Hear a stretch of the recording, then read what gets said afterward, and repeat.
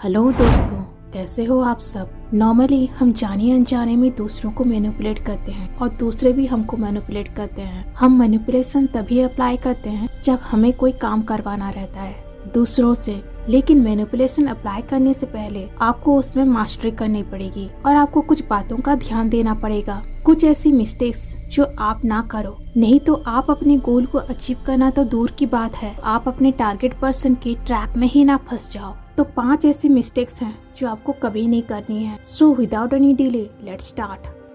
Manipulating with insufficient information. अगर आप किसी को मैनिपुलेट करना चाहते हो तो ये बेसिक चीज है कि आपको उनकी सारी इन्फॉर्मेशन पता होनी चाहिए। उसकी साइकोलॉजी को पहले आप जान लो। उनको मैनिपुलेट करने से पहले उनके ऊपर पूरी तरह से रिसर्च कर लो।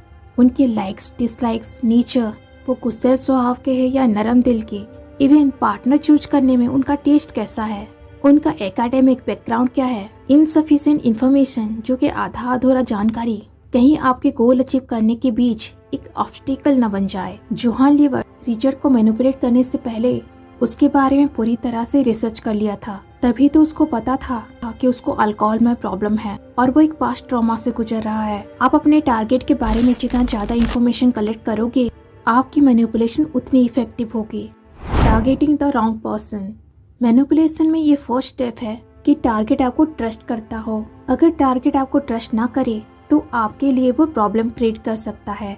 आप तभी अपना टैक्टिक्स अप्लाई करो जब आपका अपनी स्ट्रैटेजी में कॉन्फिडेंट हो, क्योंकि आप एक बड़ा रिस्क ले रहे हो और आपका रिस्क के कंपैरिजन में आपका बेनिफिट भी ज्यादा होना चाहिए। तभी आप मैनिपुलेशन अप्लाई करो। अगर आपका टारगेट रिच एंड पावरफुल हो और आपको लगे कि वो साइकोलॉजिकली आपसे वीक है, तभी अगर मैनिपुलेशन अप्लाई करो आपको काफी बेनिफिट होगा।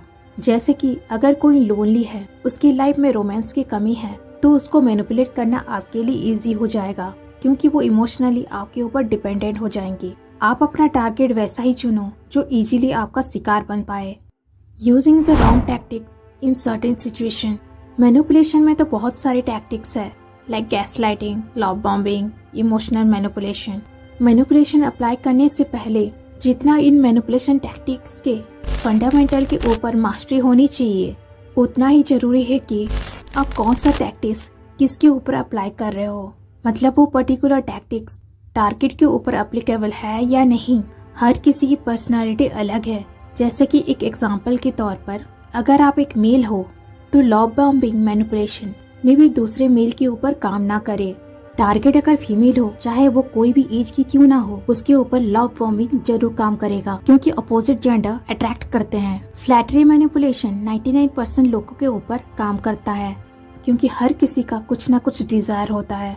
और सबसे ज्यादा मैनिपुलेशन तब इफेक्टिव होता है जब एक इंसान लोनली फील करता हो, जो इनसिक्योर फील करता हो। तो फ्लैटरी मैनिपुलेशन से वो बहुत खुश होता है। उसको लगता है कि उसको कोई फ्रेंड मिल गया है। जिनका स्ट्रॉन्ग पर्सनालिटी हो, जो हाईली कॉन्फिडेंट हो, उनके ऊपर फ्लैटरी मैनिपुलेशन उतना काम नहीं करेगा। तभी आपको दूसरा टैक्टिक्स अप्लाई करना है। टारगेट हमेशा वैसे ही चुनो जो मेंटली थोड़ा सा वीक हो। नेक्स्ट स्टेप है, एक सर्टेन सिचुएशन में मैनिपुलेशन अप्लाई करने के बाद कैसे आप रिफ्रेन करते हो, कहाँ स्टॉप करना है और कहाँ कौन से टैक्टिक्स को किस डायरेक्शन में लेके जाना है, वो भी आपको पता होना चाहिए। Displaying the contrary opinions. Initially ये कॉमन है कि टारगेट आपकी बातों को अग्री ना करे। हो सकता है आप दोनों के ओपिनियंस मैच ना हो, तभी आपको अपना पेशेंस नहीं गंवाना है। कामली टारगेट की रेजिस्टेंस एबिलिटी को रिड्यूस करना है। आप दोनों के बीच जो बाउंड्री है उसको कम करना है। तब जाके टारगेट पर्सन खुल के आपके साथ बात करेगा और अपना सारा सीक्रेट्स आपके साथ शेयर करेगा। आपके लिए उनको इन्फ्लुएंस करना इजी हो जाएगा। कोई उनकी ओपिनियंस को डिसएग्री करे कि उनको अच्छा नहीं लगता। अगर आप उनके करीब होना चाहते हो तो उनके ओपिनियंस को इनिशियली थोड़े समय के लिए अग्री करें। आपको उनके सामने लाइकेबल बनना है, ना कि ऑनेस्ट। तो इसके लिए आप 2 तरीके अपना सकते हो। पहला, जब आपको लगे कि टारगेट का ओपिनियन आपसे अपोजिट है, तभी आप न्यूट्रल रहो। ना उनके फेवर में कुछ कहो, ना उनके अगेंस्ट कुछ बोलो। ऐसे में आपको कम से कम डिसलाइक तो नहीं करेगा। सेकंड, आप खुद को मैनिपुलेशन में मास्टरी कर लो, ताकि जरूरत पड़ने पर आप टारगेट पर्सन को कंफ्यूज कर पाओ। आप उनको एक तीसरा ऑप्शन देके उनको ट्रैप कर सकते हो। और उनको ये दिखाओ कि आप उनके अगेंस्ट नहीं जा रहे हो। उसके बाद धीरे धीरे वो आपको अपने फ्रेंड लिस्ट में शामिल कर लेगा। बीइंग टू रिएक्टिव, दुनिया में हर किसी का साइकोलॉजी और परसेप्शन अलग अलग होता है। हो सकता है कोई हमसे अग्री करे या भी ना भी करे। अगर हम किसी के ओपिनियन के साथ अग्री करते हैं तो ये ह्यूमन नेचर है कि उनको अच्छा लगता है, उसको लगता है कि उसके जैसा भी कोई है और वो उसके साथ ओपन हो जाता है।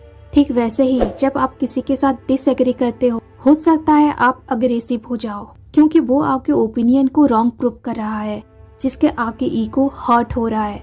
ऐसे ही दो टाइप के केस में आप हाईली रिएक्टिव हो जाते हो। इधर आप बहुत ज़्यादा खुश हो जाते हो या फिर अग्रेसिव हो जाते हो, जो ये साबित करती है कि आप बहुत ज़्यादा सेंसिटिव हो, इमोशनल हो। और एक मैनिपुलेटर का ये सबसे बड़ी वीकनेस है कि जब वो बहुत ज़्यादा इमोशनल हो जाए, और आपको कभी भी इमोशनल और हाईली रिएक्टिव नहीं होना है। इमोशनल रिएक्शन की वजह से अननेसेसरी कॉन्फ्लिक्ट क्रिएट हो सकता है। किसको कैसे रेस्पॉन्ड करना है ये बहुत इम्पोर्टेंट है। मान लो ऐसा एक सिचुएशन आ जाए जहाँ सामने वाला गुस्सा हो जाता है आपके ऊपर, तब ये नेचुरल है कि आप भी गुस्सा हो जाओ, लेकिन आपको अपने इमोशन को कंट्रोल करना होगा, गुस्से को कंट्रोल करना होगा, तभी आप उस सिचुएशन को पीसफुली हैंडल कर सकते हो। अगर आपको वीडियो अच्छी लगी तो लाइक, कमेंट और सब्सक्राइब जरूर करना। Thanks for watching, take care.